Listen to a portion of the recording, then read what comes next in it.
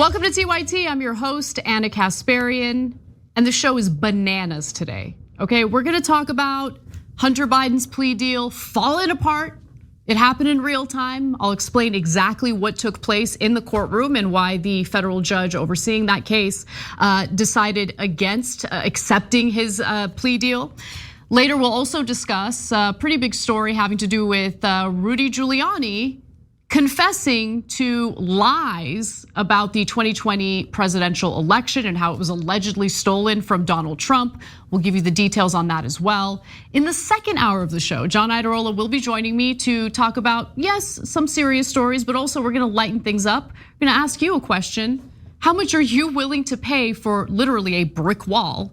It's a comment on how disastrous our housing crisis is in America. Don't miss that. And Lizzo does something incredible. I was skeptical of this story until I watched the video for myself, but she did something that honestly brought me to tears, and I can't wait to share that with you in the second hour of the show. But before we get to all of that, as always, I just want to encourage you to like and share the stream if you're watching us live. It's the easiest way to help support the show and get the TYT message out there. You can also support us and get exclusive members only content by becoming a member by going to tyt.com/join, or you can just click on that join button if you're watching us on YouTube. Now, I wanted to start off with something that isn't necessarily a breaking news story or even a headline news story. It does have something to do with a CNN video that went viral yesterday, but there's a broader point to make here, so let's get into it. Let's talk about organized retail theft. You've seen the videos of brazen smash and grabs like these, often carried out in broad daylight. It's an absolute threat. A Chicago area Louis Vuitton raided by 14 hooded suspects, making off with over $100,000 worth of luxury items. A flash mob style heist at an Oakland area Nordstrom. This New York jewelry store, windows smashed in with hammers. Federal authorities and retailers are now sounding the alarm about the growing danger of organized retail crime that is sweeping the country.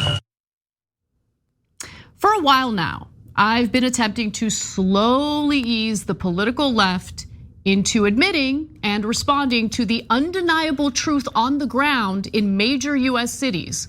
Organized retail theft is harming many communities, and we need to be real about it. For one, I don't find it politically advantageous to deny what everyone can witness for themselves. But more importantly, the left loses credibility when its prominent voices claim they want to build a better society for ordinary people while actively making unmerited justifications for crap that actually makes life worse. A prime example of the madness is San Francisco, where organized retail theft has gotten so bad that half the stores in its downtown area have shuttered. A recent CNN report revealed San Francisco's dysfunction with a local Walgreens hit with 3 thefts in just 30 minutes. Our Kyung Law visited one Walgreens that's hit by shoplifters more than a dozen times a day. It happened 3 times while she was inside. In the 30 minutes we were at this Walgreens, we watched 3 people, including this man, steal. Did that guy pay? Did that guy pay? He didn't pay. Now that store has been dubbed the most robbed Walgreens in the country. And I'm sure local political leaders must be super proud to foster the kind of environment necessary to win that honor. I'll get to more on that in just a minute. But first, I want to get to the cover story that the left has fully bought into. That these thieves are desperate. That they're living in poverty and have no choice but to steal because they need to feed their families.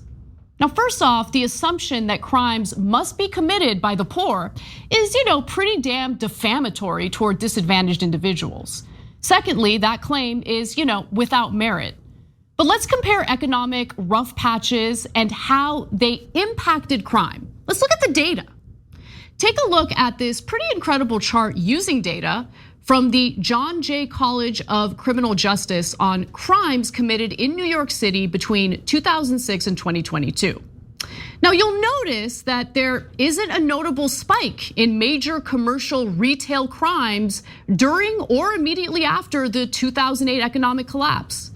In other words, the economic desperation that Americans were experiencing during the last Great Recession did not translate to a significant uptick in retail crime. But the data on this chart makes clear that there was a massive spike in retail crime during the COVID pandemic. And perhaps, just perhaps, factors other than poverty and desperation account for it.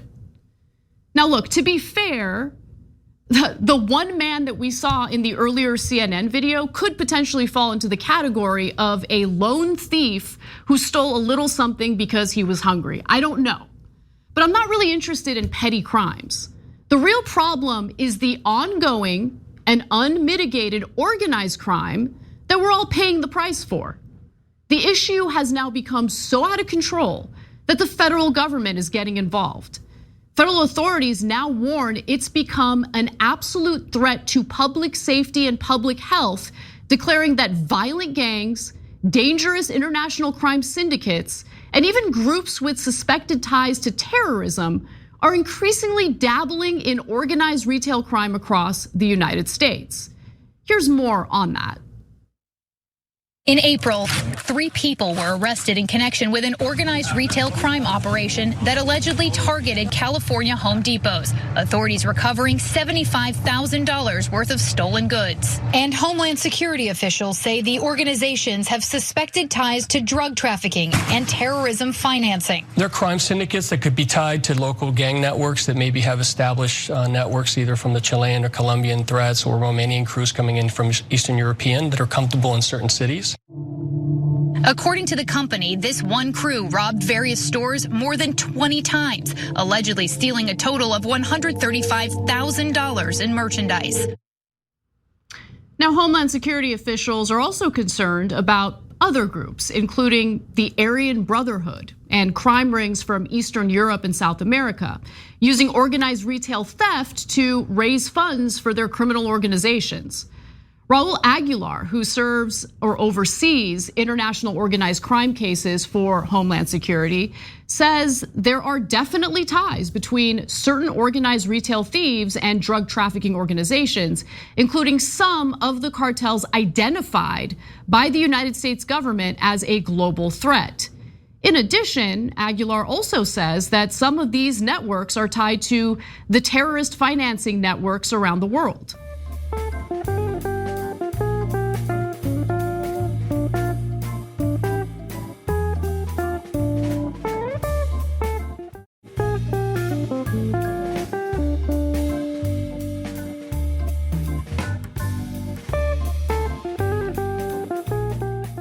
These thieves are repeat offenders who are emboldened enough to casually steal in broad daylight.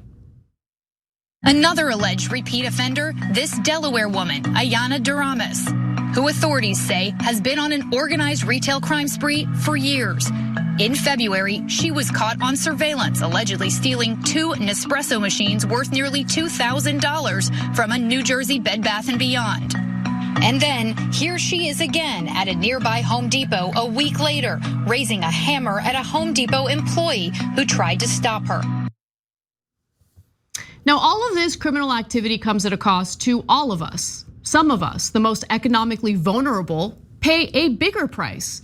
For instance, a Homeland Security investigations report issued last year said estimates regarding organized retail crime found the average American family will pay more than $500 annually in additional costs due to the impact.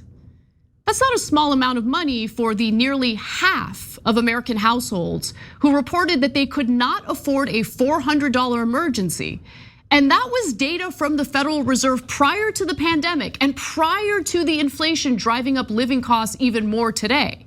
Since stores are closing in response to the uptick in organized retail theft, workers are losing their jobs.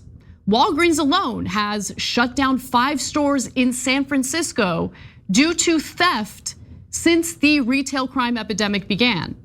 Now keep in mind that those on a fixed income now have to spend more of their resources to travel even further in order to purchase groceries and other household needs. But those added financial costs we all have to pay to accommodate organized criminals is nothing compared to what some retail workers are dealing with as they try to earn an honest living. Coordinated groups are targeting stores, millions of dollars worth of goods. Retailers say they're growing more violent, putting shoppers and workers at risk, sometimes with tragic consequences. What goes through your mind when you realize that your dad was essentially killed over 3 power washers? You can't imagine that any piece of equipment in Home Depot is worth a life. When you saw the video of what happened to your dad, what was going through your mind? Wish it would have been me. That worker was 82-year-old Gary Razor, a retiree working at the Home Depot in Hillsborough, North Carolina. He sadly died after being shoved to the ground by an alleged thief who was then arrested, luckily, on a murder charge. The case against him is still pending. Now, there are other examples, like the following. At a Home Depot in Pleasanton, California in April, Blake Mose, a 26-year-old employee set to be married in August, was fatally shot after he tried to stop a suspected thief. 2 people have been arrested on murder charges in that case. Now, these 2 victims aren't even a fraction of the other countless workers who have been assaulted as these thefts take place. Now, if you're LARPing as a socialist who pretends to value labor, maybe your act would be more believable if you showed just an ounce of concern for the workers. But I don't know, that must be a bourgeois concern of mine. So what now? What are the possible solutions? The National Retail Federation wants the federal government to enforce more regulations toward online sellers like Amazon, eBay, Craigslist, and Facebook Marketplace. These are places where the thieves sell the stolen goods, to which the federal government has taken some action on. For instance, the newly passed INFORM Act now requires online retailers to verify certain information about their vendors and sellers in order to combat the sale of stolen goods. Online marketplaces that do not comply with this law could face more than $50,000 in fines for each violation. But retailers argue that this is not enough and would like Congress to allocate funds for a federal task force targeting organized retail crime. I'm not really sure if that's necessary. There are other proposals, though, in Congress as well. The Combating Organized Retail Crime Act, which would establish a coordinated multi-agency response and create new tools to tackle evolving trends in organized retail theft, was introduced by the House of Representatives in February. We'll see if that legislation goes anywhere. Now, on a more local level, there are about a dozen state task forces investigating the issue. Homeland Security investigators say they're assisting in those efforts. And over the past 3 years, the agency has tripled the number of cases it's investigating, often using fraud-related and money laundering laws to open cases. But let's keep it real. Lax state laws need to be revisited. Evidence suggests that there is a small group of people committing these crimes over and over again. They should not get to take advantage of bail reform if they're recommitting the exact same crime. A perfect example of this is highlighted in New York City. Nearly a third of all shoplifting arrests in New York City last year involved just 327 people. Collectively, they were arrested and rearrested more than 6,000 times. In other words, there are solutions that can, focus on solving this problem without reverting back to mass incarceration. In fact, we should maybe consider these solutions if we want to avoid going back to the old model. But look, I also want to address something broader. This data I've shared with you, along with the current crime-related trends that I've brought up multiple times on the show, has rubbed other left-wing shows the wrong way. In their view, stories like these serve as an obstacle to some of the proposals on the left that, quite frankly, I disagree with. I've never supported police or prison abolition, and I've yet to hear a convincing argument in favor of these policies. I have, however, supported the Nordic model for criminal justice and continue to do so. Over the past month, 2 different people on the left, one publicly and one privately, urged me to avoid focusing on stories like organized retail theft. While the information I'm sharing is accurate, it allegedly hurts the left to share it. I want to be clear that while I agree with many left-wing policies, I'm not an activist and I'm certainly not a propagandist. My responsibility is to be truthful to my audience and to share nuances of all the complex issues we discuss every day. Accuracy, fairness, and nuance is what I want to do. And if I wanted to be a propagandist, I sure as hell wouldn't be doing it for the salary I'm currently making. We're gonna take a break. I'll be right back.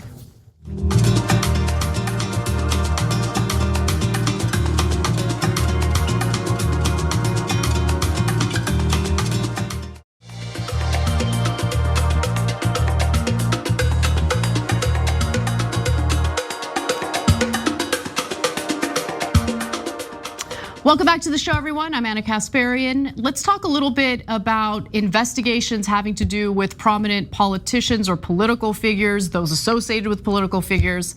Let's get started with Rudy Giuliani. When former New York City Mayor Rudy Giuliani claimed that 2 Georgia elections officials had rigged the 2020 presidential election, he was lying. Now, we all know he was lying, but has he ever admitted to it? Turns out today he did. According to new reporting, Rudy Giuliani confessed to his lies in an overnight court filing in response to a defamation lawsuit filed in federal court by Georgia election workers. So Rudy Freeman and her daughter, Wandrea Shea Moss, are the 2 individuals who have filed the defamation lawsuit against Rudy Giuliani, and in his filing, he confessed to lying about them. Now, what was his lie? Well, he claimed that these 2 women essentially rigged the election after they pulled thousands of fraudulent ballots from a suitcase in their vote counting station and illegally fed them through voting machines. That was the claim by Rudy Giuliani. That claim was repeated by Donald Trump. And these women's lives were destroyed as a result of that. They had to deal with all sorts of threats, all sorts of crazy people coming after them. And so let's back up a little bit, give you more context before we get to the Giuliani confession here. Now, the suit accused Giuliani, the defamation lawsuit, and others of promoting a video that purported to show Freeman and Moss, those are the 2 election workers, a mother and daughter, of manipulating ballots while working at the State Farm Arena for the Fulton County Board of Elections. Now, last year, Freeman and Moss appeared as witnesses at a public hearing of the House Select Committee investigating January 6th, and they told their story of the lies told about them and what that led to in their personal lives. In fact, why don't we go to Moss testifying in front of this committee just last year and hear what she had to go through. Those horrible things, did they include threats? Yes, a lot of threats, wishing death upon me, telling me that I'll be in jail with my mother, and saying things like, "Be glad it's 2020 and not 1920." Were a lot of these threats and vile comments racist in nature? A lot of them were racist. A lot of them were just hateful. But yes, sir. Now, none of that is surprising. It shouldn't be surprising to you because it wasn't just Giuliani spreading these lies about these women. You also had Donald Trump spreading these lies about these women, making them a target for the Trump supporters who unfortunately genuinely believed the lies, genuinely believed that the election was stolen from Trump. So Trump invoked Freeman's name 18 times during a phone call with Brad Raffensperger. That was the Georgia Secretary of State on January 2nd, 2021. In that call, Trump, of course, asked Raffensperger to help him find 11,800 votes, which would be enough to swing the results in Georgia away from Biden. In fact, we've played that video for you all multiple times. gonna go ahead and play it again. So look, all I want to do is this. I just want to find 11,780 votes, which is one more than we have, because we won the state. So that was pretty clear. Now let's fast forward to the filing by Rudy Giuliani, which of course happened overnight. What was the admission here? Well, in the 2-page declaration, according to the New York Times, Giuliani acknowledged that he had in fact made these statements about Freeman and Moss that led to the filing of the suit, and that the remarks carry meaning that is defamatory per se. He also admitted that his statements were actionable and false, and that he no longer disputed the factual elements of liability the election workers had raised in their suit. But there is a catch, because while he admitted guilt here, Giuliani wants to be cleared of any damages or having to pay any damages. Giuliani, insisting that he still had legal defenses in the case, said that he continued to believe his accusations about Freeman and Moss were constitutionally protected under the First Amendment. He also refused to acknowledge that his statements had caused the women any damage, a key element required to collect a judgment in a defamation case. So his argument here is, no, I was just sharing my opinion, just my opinion, man. And by the way, opinion is protected by the First Amendment, but you cannot declare something that is false about someone that could lead to their reputation being destroyed, that could lead to damages in their life, whether it's financial damages or otherwise. And that is what he did repeatedly. So we'll see how this plays out. But I just love how he's like, yeah, I lied about them, but I shouldn't have to face any consequences, because even though I declared they did something that I didn't have any evidence for, and they didn't actually do, and even though their lives were screwed over as a result of my lies, I don't want to have to pay any damages for it. That's really what this filing is about. Now, I'm gonna pause and just mention that there are how many people now who participated in the riots on January 6th, who were prosecuted as a result of that. Many were convicted and sentenced to prison time as a result of that. And what spurred January 6th were the lies that were told by Donald Trump and all the people surrounding him. The Trump campaign continued repeating the lies. Some right-wing media outlets, including Fox, repeated the lies. And this, of course, led to consequences for those who participated in the riots. And I gotta say, it's kind of nice to see that some of the Trump officials, Trump campaign officials, are willing to confess to the lies. And I hope that they suffer consequences for it, because it's not right that ordinary people were lied to. It's not right that they engaged in that riot. I'm not justifying that at all.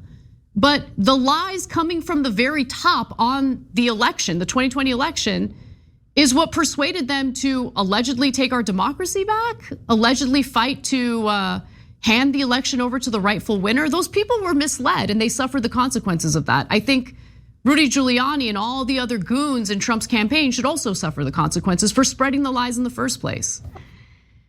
Now, to continue, it appeared that the reason why Giuliani was finally compelled to confess that he lied about these women is because the case wasn't going so well for him to begin with. He was not cooperating with the discovery process, for instance. In the declaration, he acknowledged making his concessions to avoid unnecessary expenses in litigating what he believes to be unnecessary disputes. Now, those two election officials who are at the heart of this defamation lawsuit against Rudy Giuliani had previously sued others who had defamed them. Now, the two women had originally sued other defendants, including One America News Network, which certainly spread some election-related lies. But ultimately, they settled the case with everyone except Rudy Giuliani. They wanted to move forward with that. And for Giuliani, this is just one of many defamation lawsuits. 3 weeks ago, a legal ethics committee in Washington said he should be disbarred for his unparalleled attempts to help Trump overturn the 2020 election. I can't believe that that just happened 3 weeks ago. Why did it take so long to, maybe consider disbarring this man? And Shea and Moss are now celebrating Giuliani's admission. Their attorney released a statement saying that Giuliani's stipulation concedes what we have always known to be true. Ruby Freeman and Shea Moss honorably performed their civic duties in the 2020 presidential election in full compliance with the law. And the allegations of election fraud he and former President Trump made against them have been false since day one. While certain issues, the attorney continues, including damages, remain to be decided by the court, our clients are pleased with this major milestone in their fight for justice and look forward to presenting what remains of this case at trial. And I really do hope that they move forward with this case. And I hope that they are paid the damages they deserve, considering how badly they were defamed by Rudy Giuliani and others in the Trump campaign.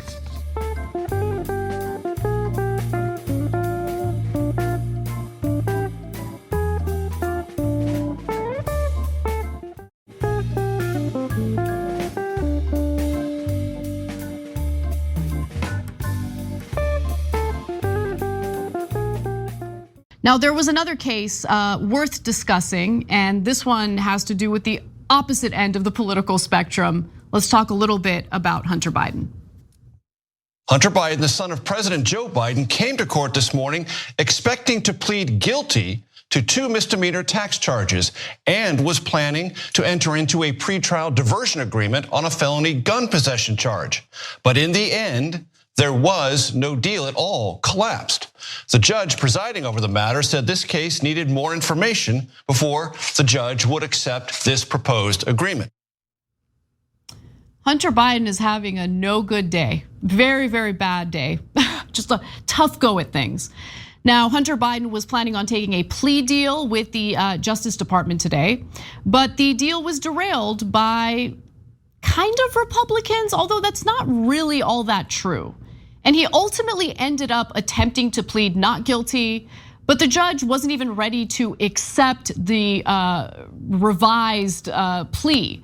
Now, the story is a little complicated. I'm gonna try to walk you through it, but ultimately it's important to know that there was an investigation into Hunter Biden, and there's definitely some wrongdoing as it pertains to an illegal gun possession and his unwillingness to pay taxes in time, and he does suffer consequences for that. So, the Trump-era Justice Department apparently started investigating Hunter Biden back in 2018. Clearly, this was when Donald Trump was still president of the United States. It was his Justice Department who launched this investigation, and it expanded to examine multiple potential issues related to Hunter Biden's behavior, including allegations that he violated money laundering and foreign lobbying laws with his multi-million-dollar overseas business dealings. Now, through that investigation so far, the only thing that has been proven, the only thing that we have evidence of is how he didn't pay his taxes, okay? And there are other issues, including illegal possession of firearms. So in outlining the charges, the special prosecutor in this case, the attorney investigating this, and that's Weiss's office, said in an earlier statement that Hunter Biden received taxable income in excess of $1.5 million annually in calendar years 2017 and 2018, despite owing in excess of $100,000 in federal income taxes each year. He did not pay the income tax due for either year. That's just a long-winded way of saying he didn't pay his taxes. That is what the investigation found. And as a result, he was prosecuted for that. So that's the heart of the criminal prosecution, but there's also a gun charge. So let's talk a little bit about that. Biden faced a separate gun charge for illegally owning a Colt Cobra 38 special handgun. Now, the Justice Department, however, said that he had reached a pretrial agreement. Pay attention here because this is the relevant part. He had reached a pretrial agreement that most likely means that under certain conditions, the case may be wiped from his record. So that was part of the plea deal, right? plead guilty to the tax-related charges, and the gun charge can go away. Although there seemed to be a little bit of miscommunication on that, a little bit of misunderstanding. Now, the original plea deal included that prosecutors would recommend probation for the tax violations, while a separate felony gun charge would be dropped if Biden met certain conditions laid out in court. Thus, the plea deal that enraged the GOP. This is where the Republicans come in. Let's hear what they have to say. The federal judge, Mary Ellen Noreika, has told the court that she is deferring a decision on the plea agreement for the president's son. She said she cannot accept or reject it. She's asked the parties for additional information. She told them at one point, quote, "You are telling me just to rubber stamp this deal that is form over substance." She had serious concerns not only about the agreement on misdemeanor tax charges, but also on this diversion program for the felony gun offense. She said she believed there may be elements and provisions within that agreement that are unconstitutional in her view. Now, Noreika, the judge in this case, was appointed by Donald Trump. And so there are all sorts of accusations that the decision here might be politically motivated. Listen, I don't think that that is fair to say here, because while the judge made clear that she's unwilling to accept a plea agreement because she is concerned about the constitutionality of that plea agreement. There are other judges that have been appointed by Democrats who oversee cases pertaining to Republican wrongdoing. I think that it's unsavory, to say the least, to immediately brush off a judge's decision due to who they were appointed by. And even though for the time being she has rejected this plea deal, she is giving the Hunter Biden's team and the prosecutors here 14 days to make their case about the constitutionality of this plea agreement before moving forward. So she hasn't flat out rejected it. She hasn't rejected it, but she hasn't accepted it either. She is waiting for more information from both parties in order to make a decision as to whether or not this plea agreement is constitutional. Now, I do want to also just quickly talk about some of the other accusations from the Republican Party here. And in order to understand that, we need to go to the next video. So let's take a look at that. Now, before all this happened, Republicans had blasted this potential deal as merely a slap on the wrist and had accused the Department of Justice of interfering in this investigation. Meanwhile, two IRS whistleblowers also accused the Department of Justice of slow-walking parts of this investigation. U.S. Attorney Weiss, who we should note was nominated by then President Donald Trump in 2017, has denied allegations of political interference. So that is what the Republican Party has been alleging about this case. They are alleging that the Biden administration has meddled in the Hunter Biden prosecution, even though they have failed to provide any evidence of that. In fact, let's talk a little bit about US Attorney David Weiss, who has been overseeing this investigation since 2018. We're talking about an individual who was appointed by the Trump administration to launch this investigation into Hunter Biden. Trump did that. Trump chose this guy. And so what happened after President Biden got elected and maybe had some say in how this prosecution moved forward? Well, let's go to graphic 4 here. US Attorney David Weiss has led the investigation. He was appointed by Trump, and Joe Biden kept him at his post so he could continue handling the probe. There is no public indication that Joe Biden or the White House ever tried to intervene in the probe. Now look, there could be future evidence that counters that, and I'm open to that evidence. We just have not seen it yet. And if people are uncomfortable with the idea that the son of the president of the United States might get some special treatment in that he might be granted a plea deal that allows him to skirt having to serve any time behind bars, I hear you.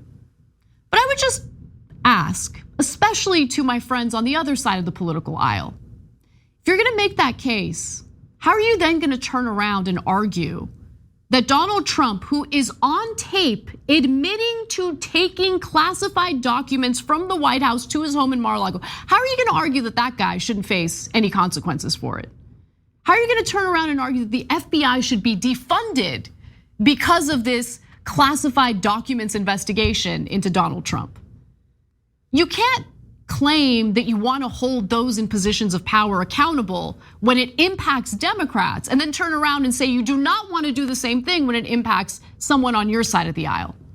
See, for me, you commit the crime, you should do the time. You should suffer the consequences. I don't care if you're a Democrat, Republican, conservative, liberal, progressive, socialist, I don't care. I think that the two-tier justice system is sick. And I, for one, am tired of watching elite individuals break the law over and over again without suffering the same consequences that ordinary people suffer from. So again, if you're concerned about Hunter Biden getting let off easy and you identify as a Republican, just give me a little bit of consistency here. And stop making excuses and stop providing cover for the criminality on your side of the aisle. Now, I'll continue. So I want to give you some more statements from the judge here because Judge Mary Ellen Norica said that she had concerns about the party seemingly linking the tax plea agreement to resolving a felony gun charge. During the proceedings, prosecutors confirmed that the investigation into Biden was in fact ongoing. And she asks, what if it is unconstitutional, meaning the plea deal? I'm trying to exercise due diligence and consideration to make sure we don't make a misstep. And so as a result, the judge has given, again, both parties 14 days to provide additional information to help her decide whether or not she should accept that plea deal. We'll see how it plays out. Now, according to reporters who were there on the scene as this all played out in real time, Hunter Biden looked frustrated, frazzled, almost irritated by how all this played out. But he committed crimes here. And if ordinary people decided, you know what, I made millions of dollars, I'm just not gonna pay taxes, and I'm gonna be in possession of an illegal weapon, they're not going to get any special treatment at all. Now, I don't know if Biden's gonna get special treatment. I don't know what the outcome of this is going to be. But again, I just wanna reiterate, don't care if it's the son of the president. Don't care if he's someone who shares my political values and beliefs, although I doubt it. All I care about is making sure that we're consistent with our criminal justice system, that we're consistent in prosecuting people regardless of what their socioeconomic status is or regardless of how connected they are. That includes Democrats and Republicans. Because if we're going to have trust in our institutions, if we're gonna have trust in how punishment or consequences are doled out to individuals, we need to see that consistency, and we can't allow our political ideology to get in the way of whether or not we believe someone should suffer the consequences for their actions. All right, I gotta take a break. When we come back, we're going to discuss the water wars. Remember how the Biden administration, with the help of Congress, of course, allocated a ton of money toward improving our infrastructure, including, our drinking water, our tap water? Well, the earmark process is kind of taking some of those resources away from disadvantaged parts of the country and pouring it into wealthier parts of the country. I want to give you the details on that and more when we come back.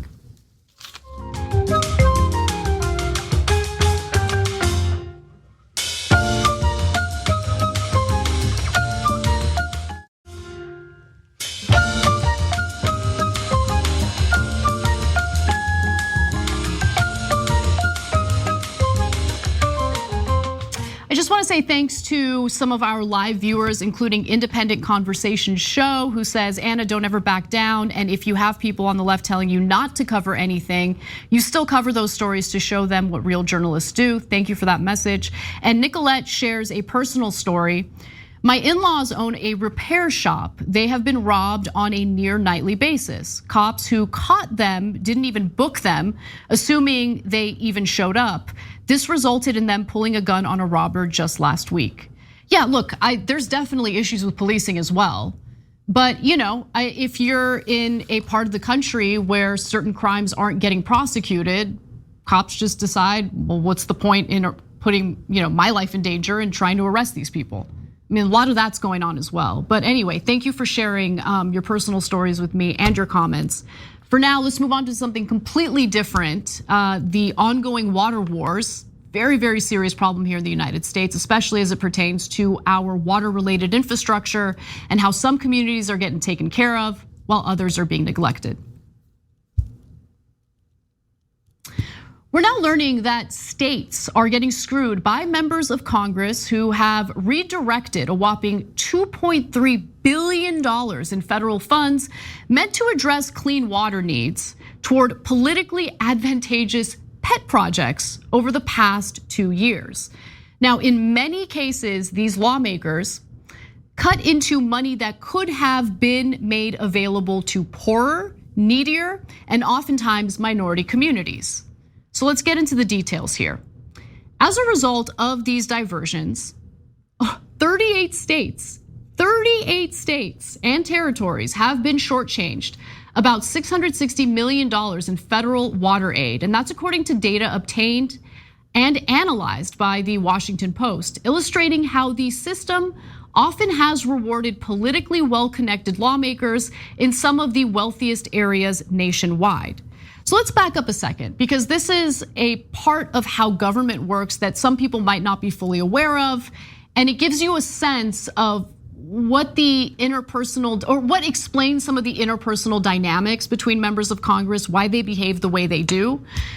When you have a bill like, let's say, Biden's infrastructure bill, which of course allocates a chunk of money towards certain projects. In this case, in what we're talking about right now, we're discussing infrastructure as it pertains to, water, ensuring that we have clean, safe water for communities all across the country. We've had issues with our water infrastructure for quite some time now. That money isn't just simply evenly distributed across all states, not even close. Members of Congress compete with one another in order to get their pet projects in their districts funded through the money that was allocated through that legislation. And what ends up happening is certain communities, by the very nature of this process, get screwed and end up with little to no resources. Okay, so unfortunately the problem is expected to worsen in the coming fiscal year as House Republicans look to cut $1.7 billion to the overall funding that Washington sends to states for their water needs. They want to slash federal water spending by more than half. I mean, think about how insane that is. At a time when, again, we're dealing with crumbling infrastructure, we're dealing with cities that have unsafe drinking water. Flint is still riddled with unsafe drinking water as we speak. But no, you've got an entire political party that is eyeing additional cuts to infrastructure and basically replacing lead pipes and things like that. So how does the redirection of these funds work exactly? So every year Congress appropriates money for 2 federal water funds that are overseen by the Environmental Protection Agency, the EPA. And then they end up distributing the grants to various states. Since 2022, the federal allocation has totaled roughly $5.5 billion, amounting to a literal and figurative drop in the bucket for a nation with an estimated $625 billion backlog in projects just to provide cleaner, reliable drinking water. And lawmakers can reserve federal water aid for specific projects in their home communities using a legislative tool known as earmarks. Now, earmarks serve as legislative sweeteners to essentially incentivize lawmakers to pass major bills by allowing them to steer federal money, federal resources to projects in their districts. Only after earmarks are decided does Washington divvy up and distribute a smaller pool of the remaining money among these states. That's how it works. So in some cases, the result is that the system is a net cut in funding. Really depends on which state you're in, which part of the country you're in. So let's take a look at this graph that the Washington Post put together, and it addresses how each passing year, Democrats and Republicans have redirected an increasing amount of water spending to their own preferred projects, cutting into the money that states could use as they see fit.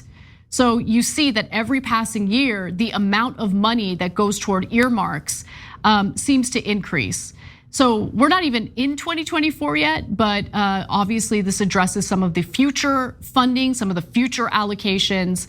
And already for 2024, you see about $880.5 million being earmarked out of the money that is awarded to the states. So let's get to some specific states and what the impact is. So in Illinois, for example, earmarks last year shortchanged the state $14.7 million in federal aid to improve clean water systems. Illinois has some of the greatest water needs in the country, including the second most lead pipes in the United States, a recent federal analysis shows. And over the past 2 fiscal years, another state, Pennsylvania, received about $36 million less than it would have received if lawmakers had not allowed earmarks. For Indiana, the cut totaled roughly $45 million. In Texas, the reduction exceeds $65 million. And congressional earmarks also took away critical water money from, Puerto Rico, which tends to get screwed over quite a bit by the system of government we have here, the way things work in the federal government. And this happened as Puerto Rico was still working on rebuilding after the devastation of Hurricane Fiona in 2022. Let's give you some details on that. Over the past 2 fiscal years, Puerto Rico received roughly $26.6 million less than it would have without the earmarks, and that's according to the Council of Infrastructure Financing Authorities and the data that they shared with the Washington Post. But look, the problem is exacerbated further. It is made worse by the fact that congressional earmarks really do appear to benefit wealthy communities over needier ones.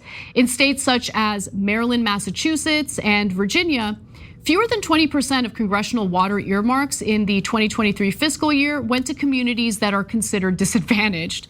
Members of Congress decided where to send those dollars, not state officials, who might have directed them to areas in greater need. So I want to back up for a second and address one other problem that I see here. After the Biden administration succeeded in passing legislation that funds infrastructure projects, he made clear that the earmarks need to be allocated to needier, disadvantaged communities. But the problem is the states all define disadvantaged communities in different ways. And there really wasn't an enforcement mechanism to ensure that that money, that those resources were getting to the parts of the country they were meant for. So it's one thing to just declare that you want the money to go in a certain direction. It's something entirely different to include enforcement mechanisms to ensure that that is taking place. Because look, fact of the matter is, members of Congress are going to want to fight for their pet projects and dip into those funds as much as possible for a whole host of reasons. It might help them with re-election. It might assist their corporate donors in a project that they really want.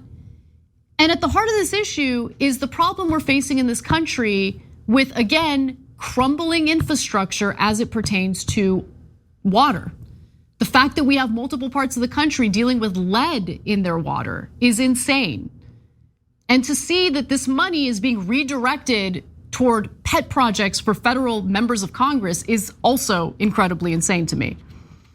Now, just a few more details on this. An unpublished federal study aimed to explore whether earmarks had aligned with an executive order that Biden signed in 2021 that aims to deliver 40% of all federal benefit programs to cities and towns in greatest need, well, showed some pretty terrible results. In total, it found that earmarks in 18 states last year failed to meet that benchmark, depriving disadvantaged communities of an estimated $79 million in water aid. And according to Eric Olson, who is a senior strategic director for health and food at the NRDC, the earmarks basically are taking the money away from low-income communities that really need the funding most to fix their drinking water and putting it into wealthier communities that are often white communities that don't need the money as much. The beneficiaries include the city of Bel Air, Texas, just outside Houston, which scored $2.4 million to replace its water lines last year. With an average household income exceeding $200,000 annually, Bel Air normally might have had to take a loan. Instead, it received a federal grant thanks to Democratic Representative Lizzie Fletcher. So this is a big problem. And I had lots of issues with the legislation that Biden pushed for. It was obviously a watered down version of the legislation he ran on. I had problems with the way that it was being marketed to the public as an incredible landmark piece of legislation that was going to help disadvantaged communities. And I just decided I'm gonna sit back and wait and see how this whole process plays out. Because when push comes to shove, if the wealthier communities are pushing for, voting for, and supporting certain projects, their congressional lawmakers are gonna fight to dip into those resources and get those special projects funded. And this also gives you a sense of why members of Congress interact with one another the way they do. So when we talk about how Democrats, for instance, are usually unwilling to fight other members of their party on various issues, it could be because they don't want to get on someone's bad side when allocating this money toward their pet projects, toward their earmarks, is a priority of theirs, something that they want to push for in order to help their chances of getting reelected. So they don't want to get on anyone's bad side. They're literally playing politics to ensure that they can dip into these funds for their own projects. And it kind of gives you a sense of why those interpersonal relationships occur the way they do, especially on the Democratic side. But I think the system needs a little bit of an overhaul. And one band-aid, I guess, in the short term would be to ensure that there is an enforcement mechanism to get this money to the communities that need it the most. Because the fact that we're literally like funneling more government resources to parts of the country where wealthy people are probably not even paying their fair share of taxes, to be quite honest with you, is ridiculous to me. But this is how the process currently works. These are the flaws in the system, and it's something that we should all know about and work hard to do something about moving forward. We gotta take a break. When we come back, John Iadarola will join me for the second hour of the show. Don't miss it.